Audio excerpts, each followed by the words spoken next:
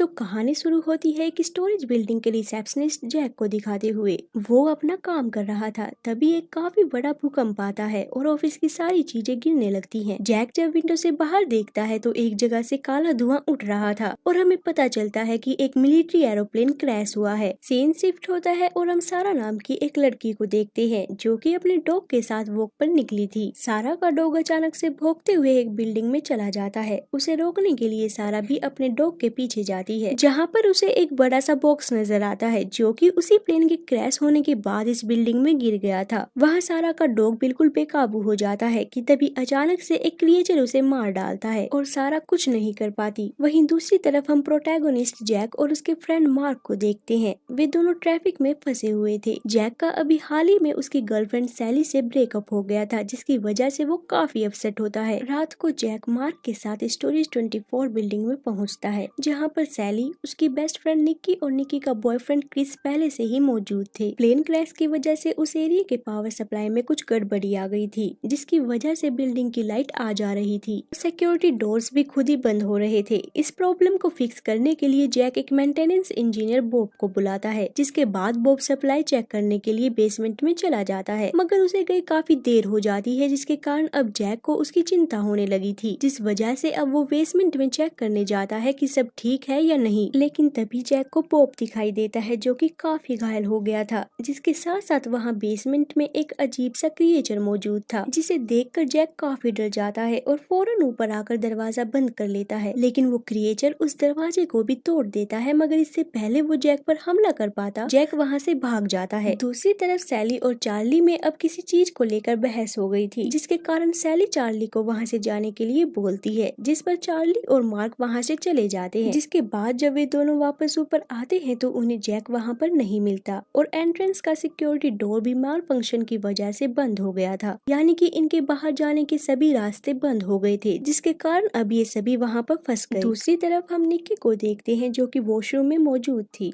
उसे वहाँ पर किसी की परछाई नजर आती है, जिसे देखकर उसे लगता है कि वो क्रिश है, मगर क्रिस तो बाहर होता है कि तभी अचानक से बाहर क्रिस को किसी की चीखने की आवाज सुनाई देती है और वो आवाज को फॉलो करते हुए एक अजीब से रूम में पहुंचता है, जहां पर जैक छुपा हुआ था।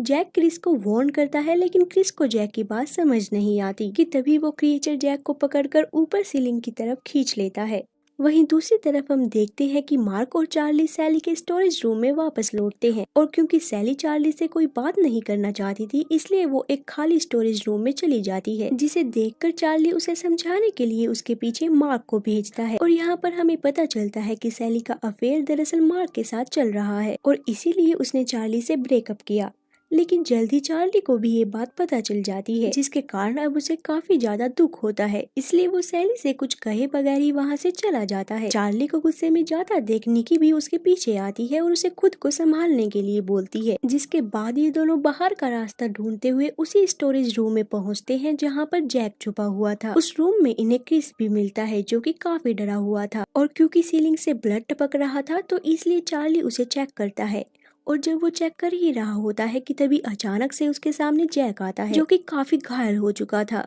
जिसे देखकर चार्ली डर जाता है कि तभी वो क्रिएचर जैक को अपनी तरफ खींच लेता है। जैक की हालत देखकर निक्की अब वॉमिट करने लगी थी। तभी वहाँ पर मार्क और सैली भी पहुँच जाते हैं, जहाँ चार्ली अब उन दोनों को जैक के बारे में बताने लगता है, जिसके दौरान अचानक से निक्की को एक अनजान आदमी पीछे से आकर पकड़ लेता है और उसे मारने की बात करने लगता है। ये लोग जैसे तैसे करके उस आदमी को बेहोश करके उसे बांध देते हैं और उससे पूछते हैं कि वो है कौन। साथ ही उन्हें ये भी लगता है कि इस आदमी ने ही जैक को मारा है, मगर उस आदमी की बातें सुनने के बाद उन्हें पता चलता है कि ये बस एक पागल आदमी है जो कि अपनी वाइफ से छुपने के लिए स्टोरेज रूम में रहता था। वहीं उस आदमी से बात करने के दरमियान उन सभी को एक अजीब सी आवाज सुनाई देती है, जिसे सुनकर क्रिस कहता है कि वो आ रहा है, वो हम सबको मार डालेगा। मगर उन लोगों को क्रिस की बात बिल्कुल भी समझ नहीं आ रही थी कि क्रिस किसके बारे में बात कर रहा है। तभी चार्ली निक्की से दरवाजा बंद करने के लिए बोलता है, मगर दरवाजा बंद करते ही वो क्रिएचर वहाँ आ जाता है और क्योंकि उस दरवाजे दरवाजे का लॉक बाहर से था तो वो क्रिएचर उस दरवाजे को भी इजीली खोल देता है और यहाँ पर उस क्रिएचर को देखकर वे सभी काफी डर गए थे, जिसके कारण क्रिस अब उससे बचने के लिए उस रूम से बाहर भाग जाता है। मगर बदकिस्मती से वो क्रिएचर क्रिस को पकड़ लेता है और यहाँ पर हम पहली बार उस क्रिएचर को पूरी तरह देख पाते हैं। वो क्रिएचर क्रिस का दिल निकालकर उसे भी मार डालता है। वहीं दूसरी तरफ वो आदमी अब उन लोगों को अपने यूनिट में ये कहकर ले गया था कि अगर वे उसके यूनिट में रहते हैं तो वे ज्यादा सेफ रहेंगे क्योंकि वो अंदर से लॉक हो सकती है। यूनिट में ले जाकर वो आदमी न्यूज के जरिए इन्हें बताता है कि पूरे लंदन को बंद कर दिया गया है क्योंकि जो प्लेन क्रैश हुआ था वो कोई मामूली प्लेन नहीं था। दरअसल उसमें एक अजीब सा क्रिएचर था जो कि अब इनके साथ ही इस बिल्डिंग में मौजूद है। यहाँ पर चार्ली इन्हें बताता है कि जब वो अंदर आ रहा था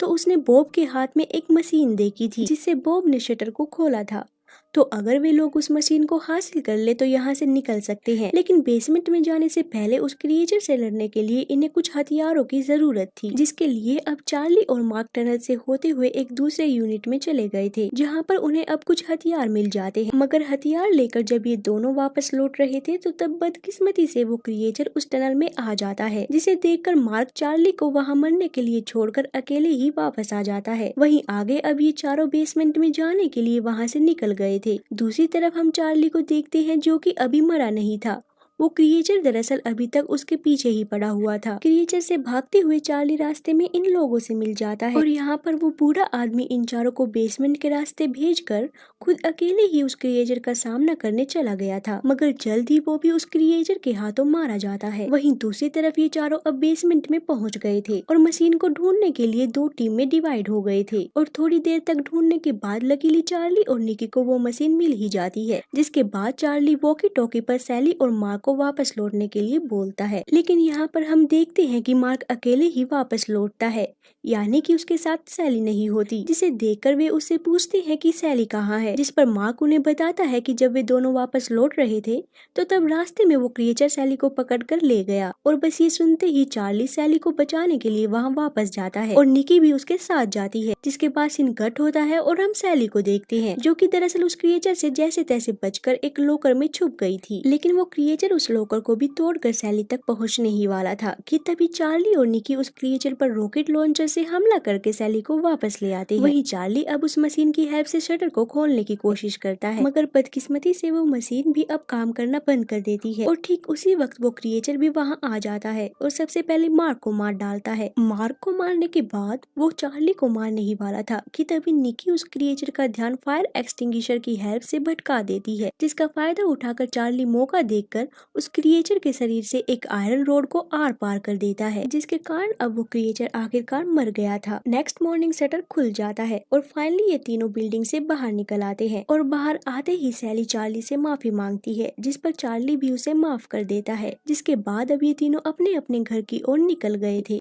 कि तभी चार्ली आसमान में एक काफी बड़ी स्पेसशिप को देखता है और यहाँ पर हमें पता चलता है कि अर्थ पर एलियंस ने हमला कर दिया है, जिसका साफ साफ मतलब ये होता है कि अब उन एलियंस और इंसानों के बीच काफी बड़ा वार होने वाला था, जो कि शायद हमें इस मूवी के सेकंड पार्ट में देखने को मिले। और इसी सस्पेंस के साथ हमारी मूवी यहाँ खत्म हो जाती है। तो गाइस, अगर आपको ये वीडियो अच्छी लगी तो लाइक कमेंट जरूर करें और सब्सक्राइब करना ना भूले। तो मिलते हैं फिर अगली वीडियो में।